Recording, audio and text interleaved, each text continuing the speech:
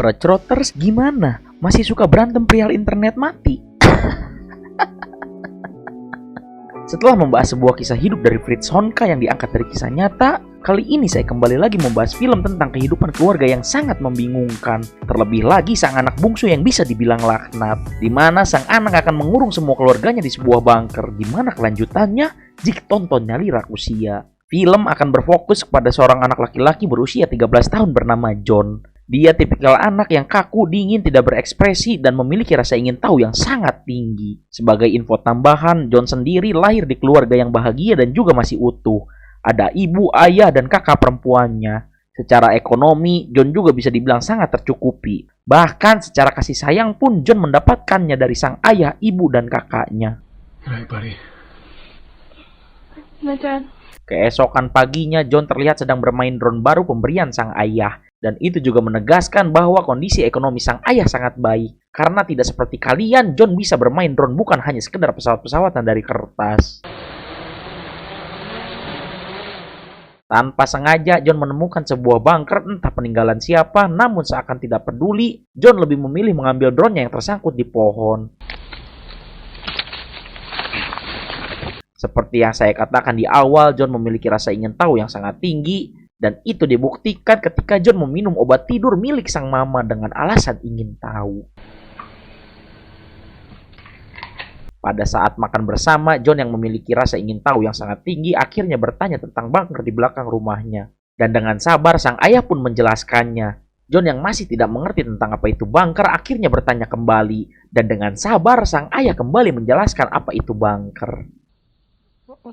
Beruntung, ayah John sangat sabar, yang dimana kalau itu terjadi kepada saya pasti sang mama akan bilang, makanya jangan main HP terus nanti jadi bodoh, gitu. Sore harinya John terlihat memperhatikan tukang kebun yang sedang bekerja, dan karena rasa ingin tahunya, akhirnya John bertanya kepada sang bapak kebun. Dengan baik hati, bapak kebun menjelaskan apa pekerjaannya dan apa yang sedang dilakukannya. Yang menarik adalah ketika John menawarkan segelas air lemon segar kepada sang bapak kebun. Namun, dia mencampurkan air itu dengan obat tidur dengan dosis tinggi. Yang membuat sang bapak harus tergeletak nyenyak ketika selesai bekerja. Untuk memastikan sang bapak tidak ode, John pun mentoel-toelkan kayu ke badan sang bapak. Lalu memasukkan uang ke sakunya sebagai bayaran sang bapak.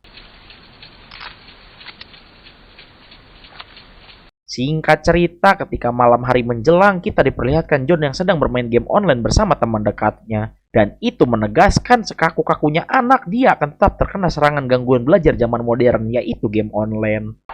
Wanna play another one? Sure.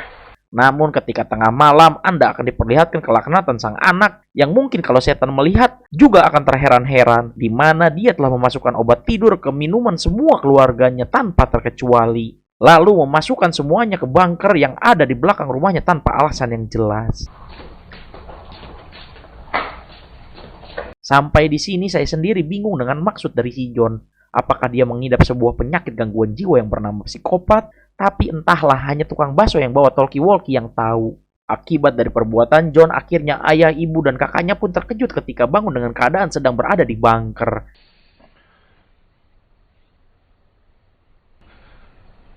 Where's John?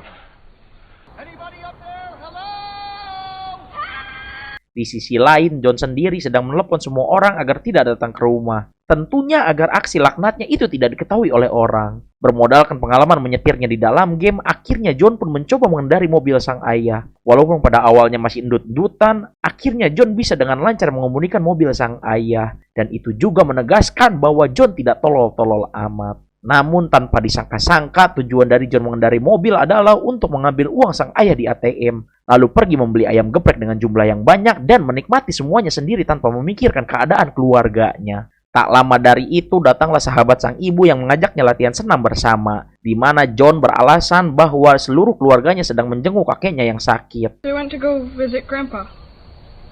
He's in the hospital. Yang tak lama dari situ datanglah John. Sang ayah sangat bersyukur karena John ternyata baik-baik saja, tanpa bersuujon bahwa anaknya yang bangsat itulah pelaku sebenarnya. Namun ketika John hanya berdiam diri saja, akhirnya mereka sadar bahwa bangsat sebenarnya adalah si John. He did it. What? He did it. Turn your sister. Pada malam harinya hujan pun turun rintik-rintik. Namun yang menyebalkan adalah John malah asik bermain piano tanpa merasa bersalah atau khawatir kepada keluarganya. Keesokan paginya, John pun dengan petantang peteng-teng datang ke sekolahnya dengan mengendarai mobil sang ayah dengan tujuan menjemput teman baiknya. Sesampainya di rumah, mereka malah asik bermain, mulai dari berenang bersama, bermain game, hingga makan makanan enak. Di sisi lain, keluarganya sangatlah menderita. Bahkan sang ibu harus sampai makan kulit pisang dikarenakan belum makan dari pagi. Keesokan harinya, John kembali mengendarai mobil ayahnya, yang dimana tujuan dia kali ini adalah memberikan uang kepada sahabat baiknya dengan jumlah uang yang banyak tanpa pamrih sedikit pun. What's this? Money. Whose money is this? Yours. For you. For me.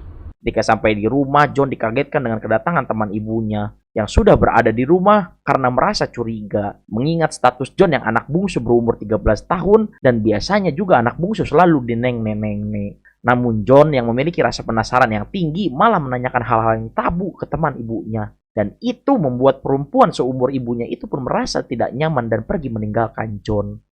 They left in a hurry.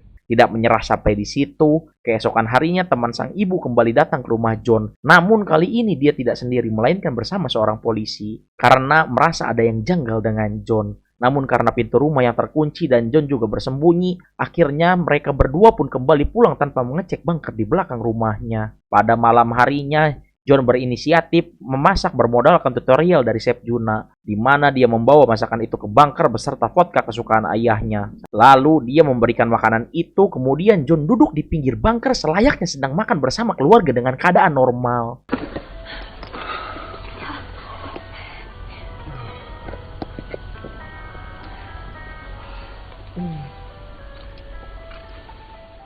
Pada malam harinya, John mulai merasakan kesepian dalam hatinya, yang berefek dia tidak bisa tidur sampai pagi dan hanya bermain dengan lampunya saja. Keesokan paginya, akhirnya John mengambil keputusan yang harusnya diambil dari awal, yaitu membebaskan keluarganya dengan tangga. Namun sayang, sang ayah melihat John sudah terapung di dalam kolam renang dengan keadaan tengkurap, dan itu membuat sang ayah panik.